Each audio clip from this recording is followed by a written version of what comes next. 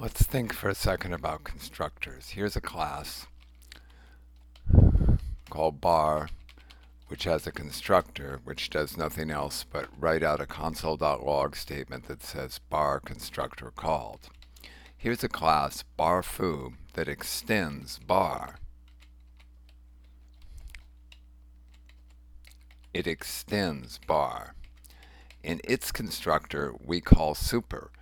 When super gets called, that means the constructor for the class from which bar foo inherits will get called. In other words, when we call super, we're calling the bar constructor.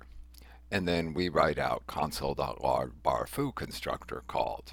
Down here we create an instance of our class. We run it, and as you can see, we see both constructors were called, even though we only initialized this one. If we tried to not call super, it turns out to be an error.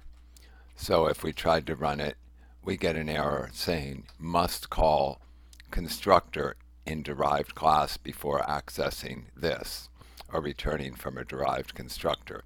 In other words, you have to call super.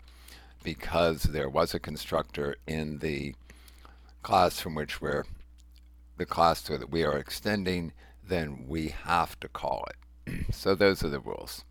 So probably actually there's no need. This variable just gets thrown away. So we could simply do it like this. All right.